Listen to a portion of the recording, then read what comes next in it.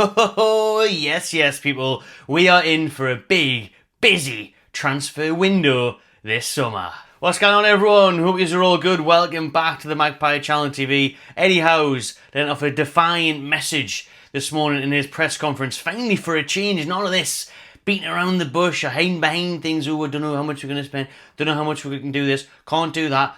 Everything now points towards a big, busy summer. Before we get into the names that are linked and the players we've been watching, please do subscribe to the channel if you haven't already and drop a like on this one. Let's put the specs on and see exactly what Howe said when he was questioned about Newcastle United's transfer plans this summer. The ability financially to compete the last few years has been hampered by PSR, but those issues aren't there for the coming window, so I don't see any reason why we can't strengthen. Yes, man, that is what we want to be hearing around these parts of Toon, because it has been so long, it has been hampered by PSR that we haven't been able to sign anybody of any note to strengthen the starting 11 for a good few transfer windows now. So to hear those words come out from the man himself, from Eddie Howe, that this summer we are going for it. We are going to sign a good few players, and especially when, not if, we get Champions League football confirmed. That really does loosen the shoestrings on the old budget, the purse strings, not the shoestrings, the purse strings. So what shoes are you wearing? Doesn't matter. Velcro straps. No shoes this summer. Hopefully, you know what I mean? Laid bare. Not that much, but free to do what you want. Spend some cash. Hard-earned cash, we are spending that this summer. We really hope so. So great words there from Eddie Howe about plans for this upcoming window. And he said it in recent weeks, to be fair, didn't he, when he talked about taking advantage of other teams who are going to suffer from PSR. That's why we might go to Bournemouth and try and get Semenyo, or we might go to Aston Villa and try and get Jacob Ramsey.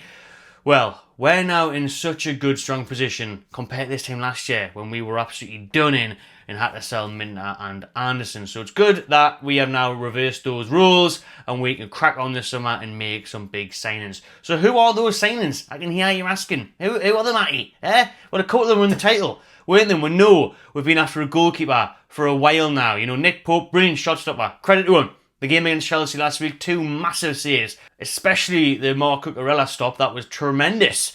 But his shot stopping's always been there. You haven't doubted his presence in goal, his shot stopping, you know.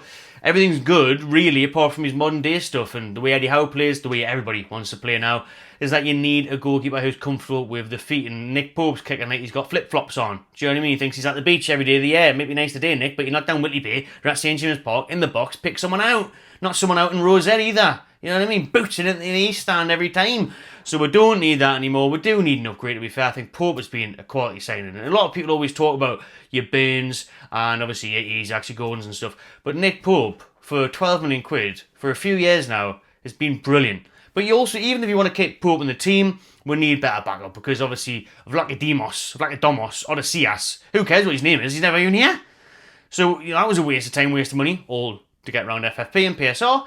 And then you've got John Ruddy, who's there, more of a coach and experienced head, Gillespie. And then you've got Dubravka as well, who's likely to move on, who came in and did a brilliant job. But again, these are aging keepers. You want a young, upcoming goalkeeper who can play the modern game, who's comfortable with his feet and also still a quality keeper. Because, let's be honest, the main thing, keeping the bloody ball out of the net. Pope does that, but he doesn't exactly help us on breaks and with his distribution and whatnot. So, Garcia, the keeper Garcia, is the target now from Espanyol. There's even reports in Spain saying that Newcastle were there last night to have talks with them in person when they were playing Barcelona in the Copa del Rey. So Garcia is a top target for Newcastle amongst many other clubs. He is linked to Barcelona, Real Madrid, Arsenal, Bayer Leverkusen, all showing interest. That's according to the Spanish press. But the big articles and the big journalists out there from Spain, good old Guillem Blage, can't remember how you pronounce it. He's saying that Newcastle are leading that race, and there's other journalists who've got loads of followers who are respected in Spain, saying that it's 100 to 200% done, that he is going to sign for Newcastle United. So Garcia is a name that's came out of the blue for Newcastle United to look at, because he's been heavily linked, like I said, with huge teams. He's very highly thought after. The Espanyol goalkeeper, who's 24-year-old, he's been a sensation in the Liga, to be fair to him, winning a lot of points for them. So that's obviously got eyebrows raised and eyes on him around Europe for his signature. And he does have a release clause of around £25 million. Even the Athletic, I think I'd just seen, said it could be £21 million. Between 20 to 30 million, basically, is his release clause at Espanyol. So well, listen, to get him in, 24 years old, loads of time left, still got a good 10 years. Easy as a goalkeeper there. So what you've seen of him so far, even though anyone can look good on bloody highlight reels, he looks the part. He looks quality. So it'd be a great move. And when I seen he was linked with Chelsea and stuff back in January, it is a top name for us to be linked with. So I'm very happy with that. I'd be excited to welcome Garcia to the Mags. But it's still in the UK, the papers here are saying that our top target for that number 1 jersey is still James Trafford. And that's what I would have thought. I was told that Trafford was pretty much a done deal. So unless he's changed his mind and he's staying at Burnley and Scotty Parker's managed to convince him to give it another shot at the Clarets, then we're going to move on to a Garcia or another goalkeeper we'll talk about in a minute. But Garcia or Trafford, it's a tough one. Listen, I really like James Trafford, but he's still got to do it in the Premier League. He's done it for England at the youth level. He's done it for Burnley brilliantly well this season in the Championship. But how well is he going to do at Burnley? You can't really judge him that well on his last time he was in the Premier League with Burnley, because the defence in front of him, Company, his style of play, they were getting murdered every week. So he didn't have a back line to protect him at all. So you can't judge him on that. What you have seen, what you read from reviews, what's done in the upcoming England teams, Golden Glove at the Euros when the young Lions won it, looks brilliant. So I like Trafford, I like Garcia. So either one of those I'd be happy with, and it would be a great upgrade in that goalkeeping department to compete or take Nick Pope's place. Let us know what you think on that. Just quickly, as I mentioned, there is another goalkeeper at Newcastle United watching, and that is Howe from Dortmund, because we've been on a big old scouting mission in Borussia Dortmund. To be fair, they've watched him a few times. The 27-year-old Swiss teammate of Fabian Schär, who kept clean sheets against Newcastle United last season in the Champions League, didn't he? 2 clean sheets for Howe and Dortmund against us last season, that Champions League campaign. So he's highly rated as well, Howe, and he's more at an experienced stage, to be fair. Still plenty of time left when you're 27 as a goalkeeper, but he obviously is a few years older than a Garcia and several years older than James Trafford. But Newcastle have been watching him, and Gregor Kobel, the goalkeeper there from Dortmund, has also been watched. So pick one, let us know in the comments who you would sign. I'd more lean towards Trafford or Garcia, to be honest with you, but Kobel would be great as well, to be fair. I just like the idea of having that younger, more advanced goalkeeper to learn and grow, like with the model is under Eddie Howe, and that you get more out of him, really, because Kobel could be here for 3, 4, 5 years, where the other two could be there for 10.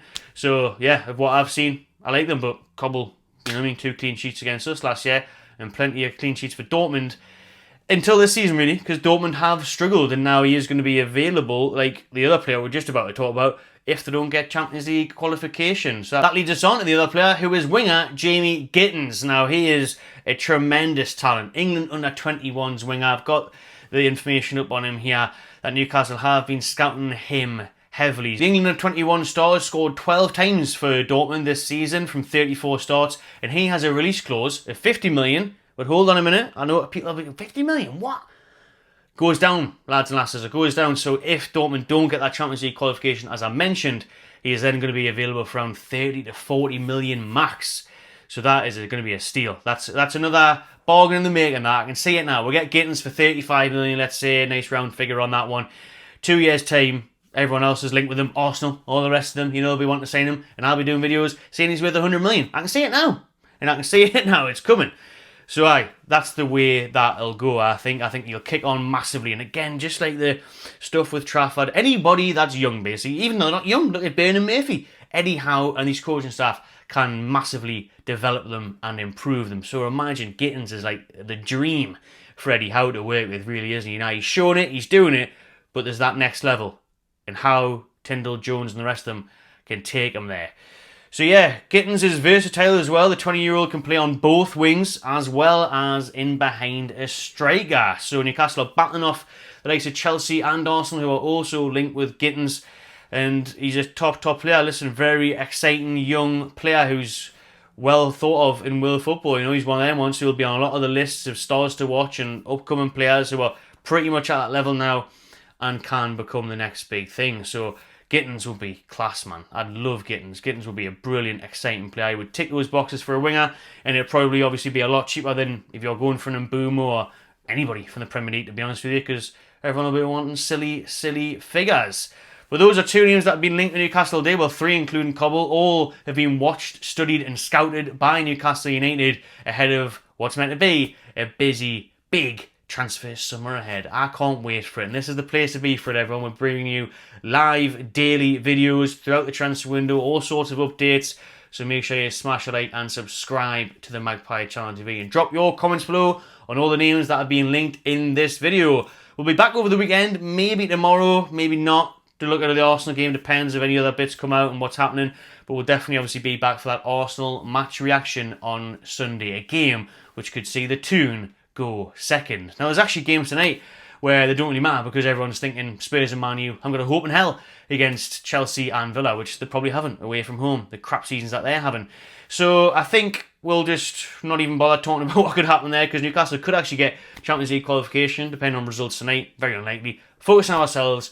Please beat Arsenal. It would be unbelievable. Get second. Then play Everton at home next week in the final game of the season, just to win it, to clinch it. They do it. Champions League football coming back to the Toon. Unbelievable stuff, eh? Delightful. Enjoy your weekend, people. Enjoy the sunshine. Thanks for watching, and I'll see you on the next one.